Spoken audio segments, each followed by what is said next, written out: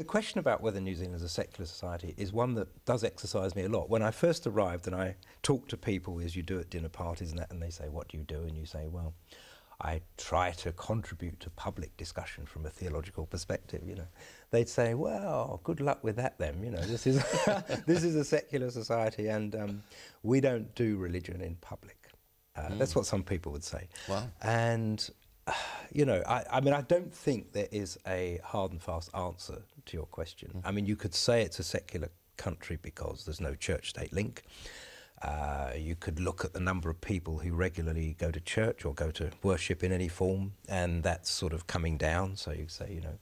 But then you could look at the fact that we have a 4-day Easter weekend when shops still close and there's no advertising on television on certain days. That's quite interesting. The national anthem, 40 lines, kind of invoking the deity to do something on behalf of us as a country. Yep. Whenever there's a national disaster, there's often a memorial service.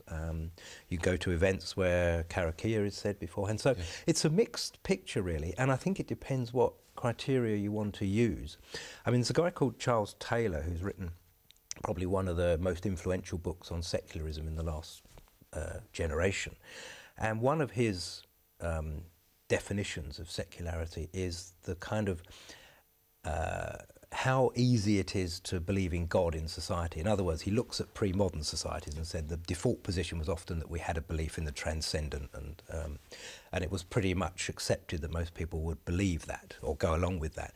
Now, he says, we're in a very different terrain, and the default position isn't belief in the transcendent. It's actually sometimes quite hard to believe in God or to practice religion or to have a faith. Some people would describe that as living in the post-Christian age, and whereas beforehand we could presume, well, if not belief in God, at least a sympathy towards that position, that's not necessarily the case anymore. No, I think not, and that has all sorts of implications, because if you start speaking about your faith in public, you know, several hundred years ago, you could assume that everybody would know what you were talking about. They'd understand the terminology and the language and even the references that you might make to, you know, Samson and Delilah or walking on water or loaves and fishes or something. Now, I mean, we're in an age where none of that can be assumed. Is that necessarily a good or a bad thing, though, do you think? I think it's a good thing in many ways. I think it means that those people who have a faith, I suppose, have made a conscious choice to have that faith rather than just trying to fit in with the social fabric because it's the fashionable or the in thing to do.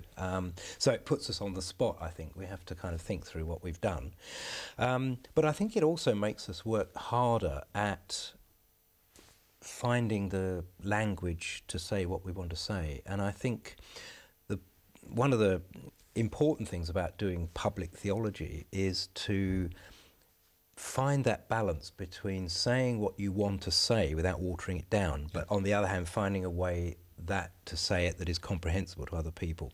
And I mean, that's a good challenge to have, and it's a greater challenge in a secular culture where you can't assume anything at all about the position you're coming from. And the difference between having something to contribute to a broader discussion and just wanting to push a particular ideological barrier. Yeah. Now that's huge. That's a very important question, because, and I think one of the reasons why people think either the church hasn't got anything to say or it shouldn't say anything is because in the past the church has often wanted to dominate. I mean, historically, you look back, and particularly again where you've had the church in positions of power, it's wanted to kind of dictate the rules. It's wanted to have its own way, in a sense. Now, I think we're in a totally different era. I mean, I don't think that was right even then, but and now it wouldn't make any sense because numerically and all sorts of other reasons, church isn't in a very central position.